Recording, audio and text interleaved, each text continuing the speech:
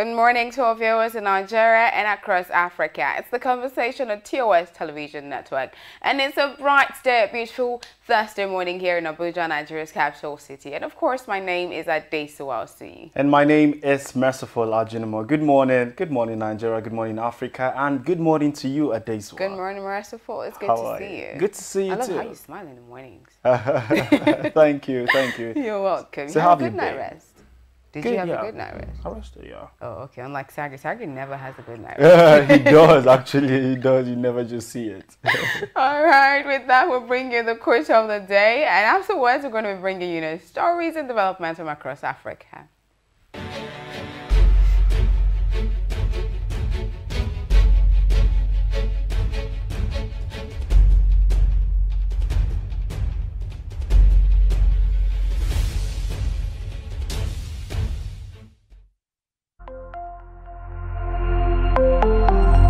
Always remember, this man I have creative design. We really like box. You deserve a break. You can indulge in a cup of 3-in-1 Cadbury Hot Chocolate. Cadbury Hot Chocolate. Indulge. Now available in the 450 grams pouch. Welcome back. Now we'll move straight into developments across Africa. Starting with South Africa, where there's a coronavirus surge. Now, the president of South Africa, that's President Cyril Ramaphosa, on Tuesday, says the rapid rise in coronavirus cases and hospitalization in South Africa has led to the return of tighter restrictions in public gatherings and sales of alcohol. Ramaphosa said the 59% increase in COVID-related hospital admissions, over the past 2 weeks threatened the health system in several parts of the country. You see, it is as though, the initial alertness, that proactiveness to deliberately make sure that we are far from coronavirus is beginning to fizzle out. Yes. Do you understand? So this limiting the sale of alcohol, if it will help, I think it should be done. Yes, they said earlier that alcohol reduces the strength of your immune system, and then when you take drugs with alcohol, it's less effective. Apart from that, when the gathering where they share alcohol, beer parlors and everything, you see people gathering and they don't even mind whether there is some sort of social distancing. They just have fun and everything. So because we are trying to make sure that coronavirus ends in Africa. Do you understand? We're looking forward to a time where we say, oh, coronavirus becomes a thing of the past. At least 2021, was that your... 2022. 2022, because we're already going towards the end of the year. Yeah, exactly. All right, moving on to Ethiopia, where following the United Nations warning of famine and the conflict-torn area that has displaced more than 2 million people, 70% of farmers in Ethiopia's Tigray region have started planting crops. Fighting between Ethiopia's government and the region's ousted ruling party, that is the Tigray People's Liberation Front, caused farmers to abandon their fields just before the main harvest. It's very disheartening what keeps happening in Tigray region in Ethiopia. Tigray has been in the news back to back in the last, I think, since last year even. Yes, it's conflict turn, and then there's been back and forth about, withdraw your troops, do something about it. I think it was 2 days ago that world leaders told, the Prime Minister of Ethiopia that, look, you have to do something drastically to halt the conflict in Tigray. These people are suffering. There's a whole lot that is going on, and you have to take drastic steps. And one of the things is farming, as you can see now. So they have to tell people, look, we have to go back to farming so we can feed, because this thing that has happened before, war is not even a good thing, where people fight. The majority of people suffer, the masses, Exactly. So farming, I think, food will be provided and they can now eat and everything, because it's not really beautiful. Hopefully. Now, moving away from that to the African Development Bank, there's a story about the African Development Bank right here. The African Development Bank, that's AFDB, has launched a $463.9 million US, 5.5-year kangaroo bond, celebrating its return to the Australian dollar bond market. TOS News gathered that this transaction was led by Nomura and RBC Capital Markets. It is the institution's first benchmark kangaroo since early 2018 and its first in the mid curve since 2015. It is also the largest AUD trade ever issued by the bank. Any development that will bring about the development of Africa as a continent is a welcome development. Trust me. Yes, whether it is money, whether it is aid, funds, any kind of assistance, any kind of help, as far as to bring about the development of the continent Africa, it is welcome. Exactly. So we move over to Namibia, where they have imposed new coronavirus prevention restrictions as the cases in Namibia spike. Namibia has placed new restriction on public gatherings, limiting it to 10 people at every gathering, and should not last for more than 2 hours if held indoors. The new restriction is coming after a decree was issued in Namibia on Tuesday in a move to stem the drastic increase in new COVID-19 infections, hospitalizations, and deaths in the country. It's just similar to what's happening in South Africa. And it just brings to mind that I think because the coronavirus cases in Nigeria, as compared to, this African country, it's very mild. Yeah. A lot of people just feel as though, like when they hear about COVID, they're like, oh, COVID is still a thing, there's still COVID. I tell them, oh, you have to wear your face mask. Like, we thought COVID has been eradicated. I think I've heard people say that like a few times in the past month. I'm like, no.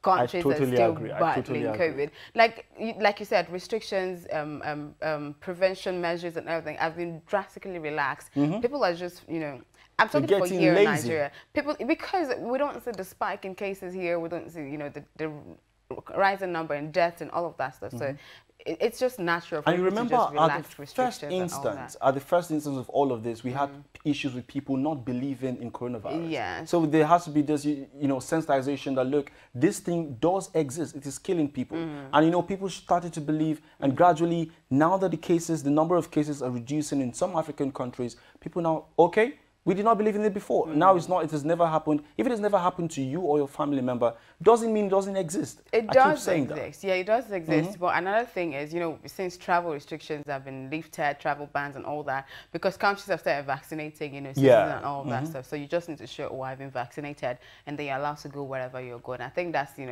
why everybody is relaxed. Whoever, I just hope everyone takes precautions. I think takes the vaccination still out there. And all of that stuff. So we don't have to say, oh, this case are spiking in Namibia and South Africa, and then we have to be worried here in Nigeria. Talking about COVID-19, we'll bring you COVID-19 update from across Africa right about now.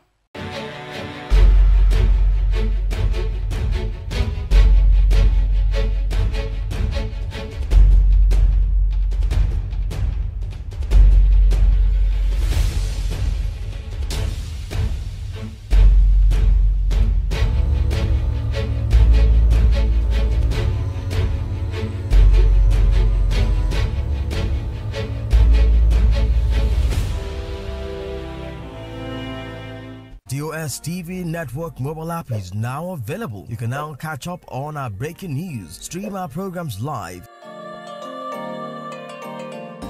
watch out for the latest update on sport and politics as they unfold. You can also get notifications for our upcoming programs and events. All these on our TOS TV Network mobile app, available on Apple Store and Google Play Store. TOS TV News from Africa by Africans. Being a journalist means in-depth analysis that unravels hidden truths, that question the status quo and fact-checks government. These criminal elements hiding under the cloak of surveillance contractors are the APC elements. Do you have facts to prove that? Being a journalist means waking up every day with a burning desire for peace, equity, and justice for all citizens. We're being told that the choice you have is to take the lesser of two evils. It means patriotism via the prism of objectivity and accountability. It means giving my platform to the masses to discuss issues that matter to them. Some of them, if they bring budget and the budget they look, some of them sleep. They're going to ask how much you are on. I have it. Thereby shaping government policies and laws. My name is Osasu Igbenegbu, and I am the People's Journalist.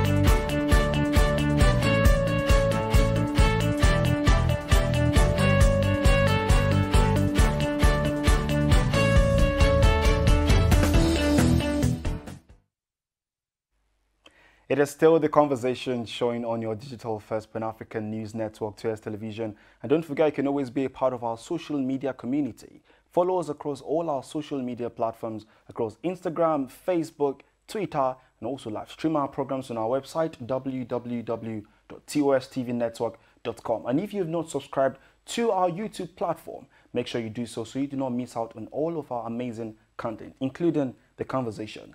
It is The Conversation, and this segment is the newspaper headline segment. We have a couple of national dailies for this morning. We begin with Daily Trust. The very conspicuous banner headline there says 774,000 jobs, thousands of participants yet to get stipend. A couple of writers underneath that story there. Few receive 1 month allowance instead of 3.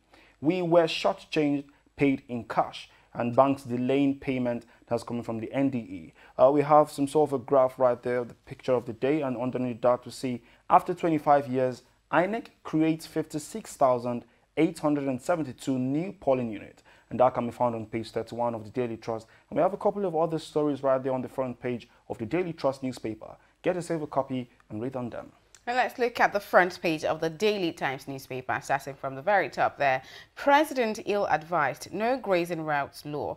That's on page 5 of the Daily Times. And the banner headline on this paper says, Minister seeks power to regulate private broadcasting, social media in Nigeria. That's on page 2. Underneath that picture of the day where we see the Minister of Information, Lai Mohammed, on elections, Ekiti Osun governorship election holds June 18, July 16 next year. That's coming from INEC chairman on Wari, ex-Olu's brother asked court to declare nephew as a Shakiri king.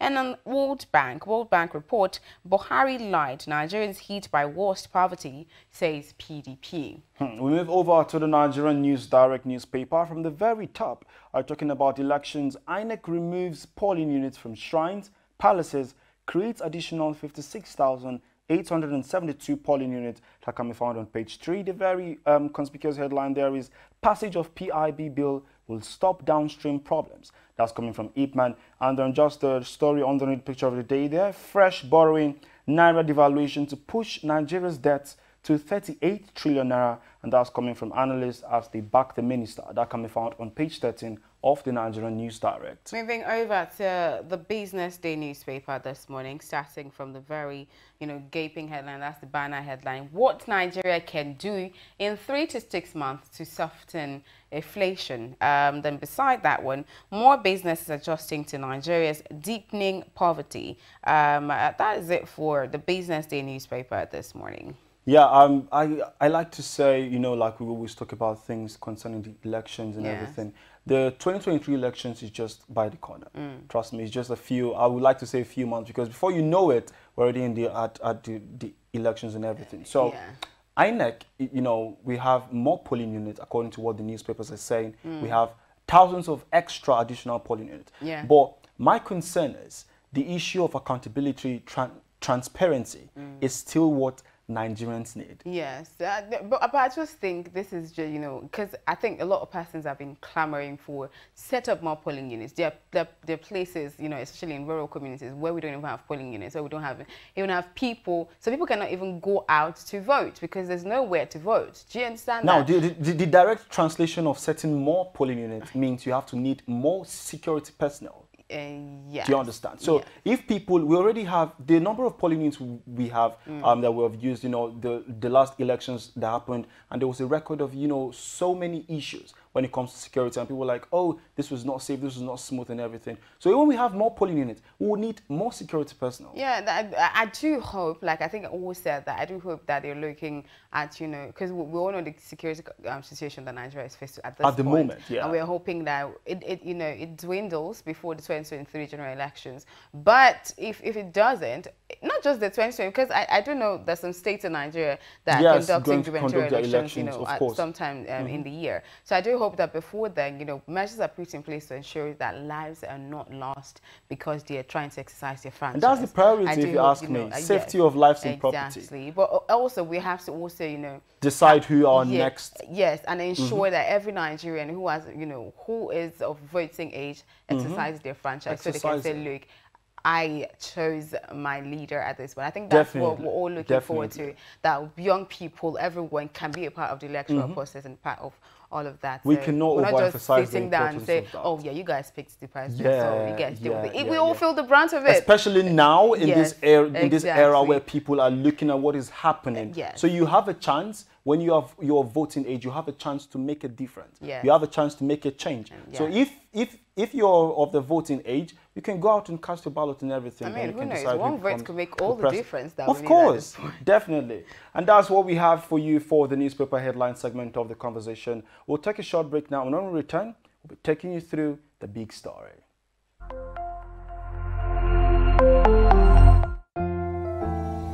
At the first sign of pain, you need a solution that you can trust to provide effective relief and is gentle on the stomach. Try Panadol Caplets for relief from headaches, body aches, and fever. With Panadol's Optizorb formula, the tablet gently breaks down in the stomach, quickly absorbs, and starts providing pain relief in 15 minutes. For fast and effective pain relief that you can trust, try Panadol Caplets. This has been Medifact for Panadol.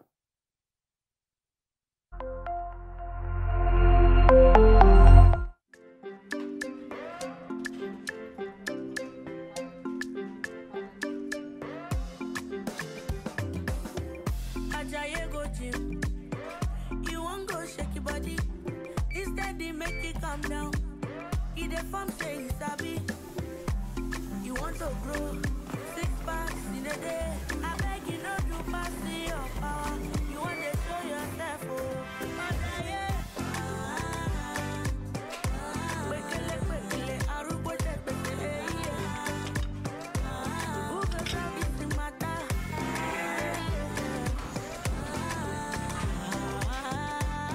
Whatever your size, find it with the new Airtel data plans. Dial *141# now to get the plan that suits you.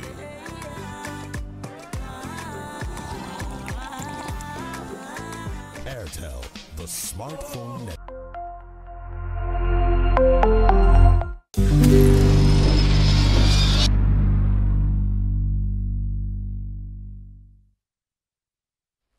Thank you for staying tuned to the conversation. Don't forget, it's that moment where I tell you, be a part of our social media community. Follow us across all our social media platforms that we have displayed on your screen. It is the big story, the crux of the conversation. And this morning, we're talking about the government versus the World Bank. Who is telling the truth? You say the topic has been on the front burner of some of the newspaper headlines and also the internet on the position of the Nigerian government that it had lifted 10.5 million Nigerians out of poverty in the last year. And the World Bank's response is that at least 7 million Nigerians now live below the poverty line. So who is telling the truth and who is telling the lie? And joining us via the phone this morning is Adeni Ukunu, a social commentator. You're welcome to the show, sir.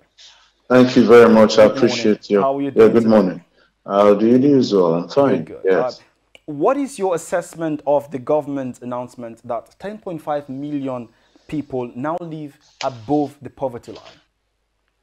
Well, in the first place, as a Nigerian and as a country that actually has leadership, it's a news that would make the average person glad that people have been lifted out of poverty. But I am, on the other hand, by virtue of personal experience, wondering, because I know that there are lots of people that still reach out to some of us and for us to give them one form of assistance every day. Then apart from that also, at least being a family man, I know that the monthly allowance I used to give has also increased. And when somebody says he has taken people out of poverty, it means that there's a lot more economic activities that has translated into people making more money, and at the same time, provision of employment such that you have a reduction in the number of people that are depending on stipends from government. That is on the one hand. Then there's another interesting part for me. The World Bank is one of the international lenders that Nigeria has. And I know very well that for anything of the sort to be done, it's important to know that even after the coronavirus, the World Bank and some other international lenders still give money to the country to assist them get out of the coronavirus. So if After the pandemic year, because although it is still with us, we're led that about 7 million people are falling, within the poverty ranks. Then you begin to wonder who is giving money to who and who is actually creating parameters for measuring the poverty index. International lenders have, as it were, international measurement parameters with which such things are done. Nigeria is still a country where people live on less than $1 a day. Yeah. So while as a patriotic Nigerian, I am tempted to be very happy that the government says it has brought over 10 million people out of poverty.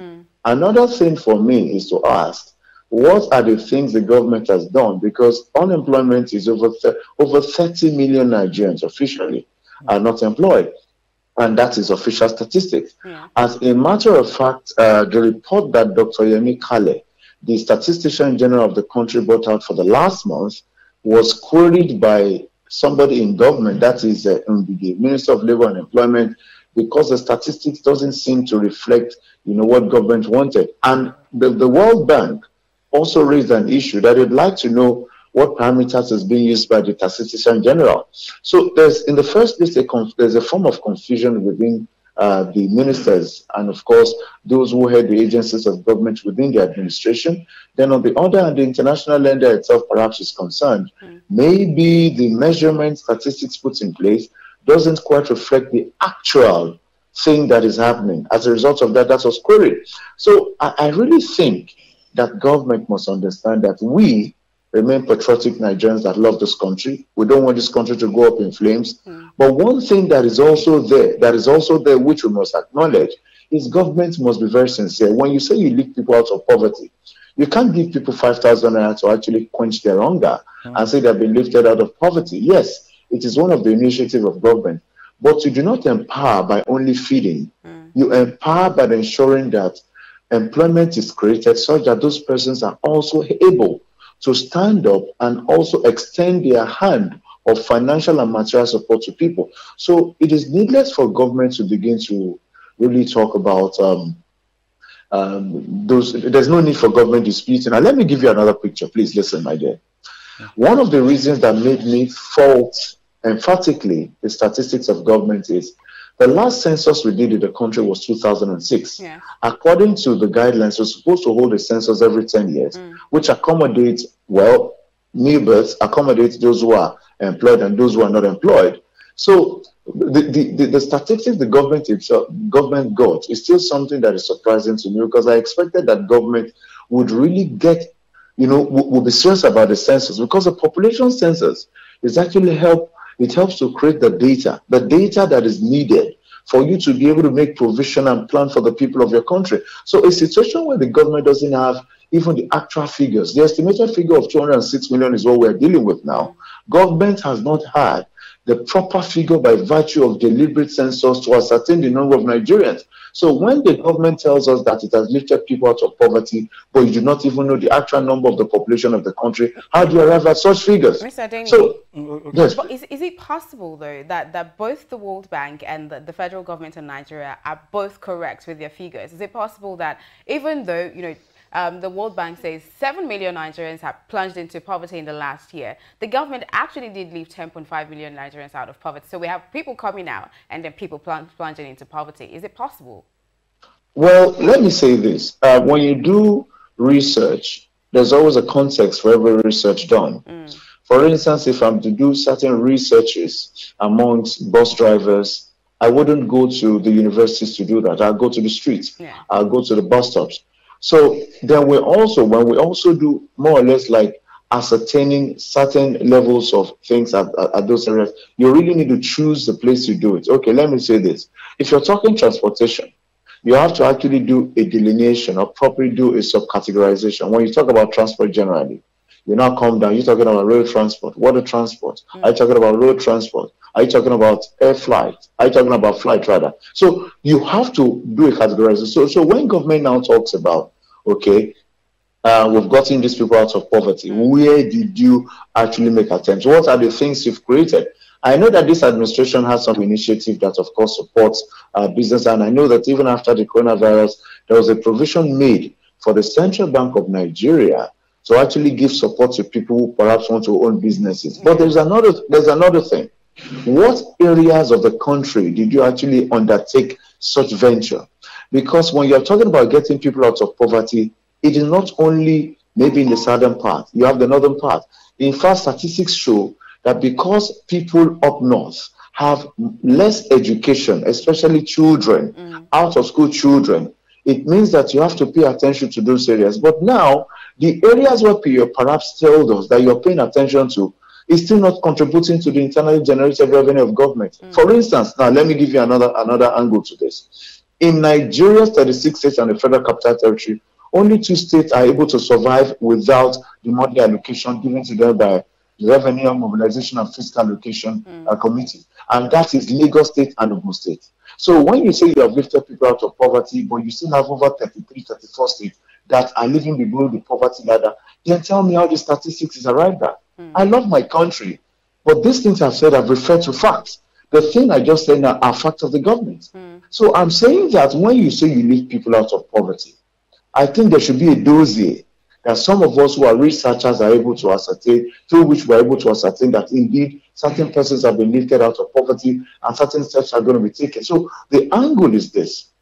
If government claims that yes, it has lifted people out of poverty, which I appreciate and I like the effort, government should have a one-stop button that I, Adeni Ikunu, can press to see the number of those that have been lifted out of poverty and the addresses and the initiatives that government have undertaken, so that these people, if you don't want to give me their house addresses or phone numbers, give me the work they do, give me the businesses they do and the location and their names, so that some of us can try to independently verify. And even if we cannot get there physically, we can also make researches to know that yes, it has happened. But a lot of these people are still living below the poverty line. So I think that the best thing we need to do first, which is that, for instance, we should have had another census in 2016. This is 2021. We are 5 years behind. So if, for instance, it gets to maybe 2027 or 2028, that means we would have gone 2 decades without a census.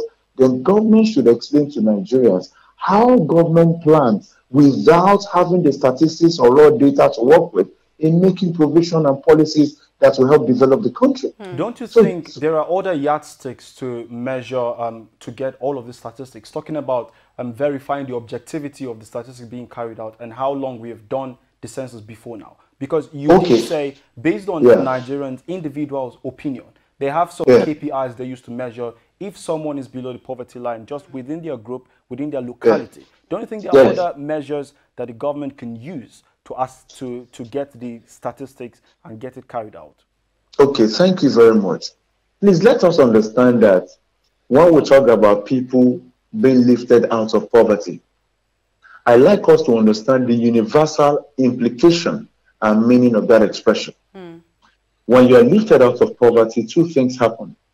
You either now have a paid employment, or you have a small business that is creating income from which you pay taxes. If, for instance, you have a job that enables you earn a monthly income, it means that a certain percentage of that will definitely go into government pockets because you are creating value, and the value in return is making you earn money. If you have small business, it simply means the small business is creating solution for certain needs that people have, and the solution is making you earn money, and you are paying that into government pocket. But let's say this, if there's any time that government has been faced with challenges in terms of getting revenue for government, it has to do with the last 2-3 years, where government has had to keep borrowing. Don't forget that we have a 6 billion waiting to be borrowed again in terms of dollars over that. For every of these borrowing that we do, it means that there is no money enough to be able to address the perhaps infrastructural and recurrent expenditure needs of government.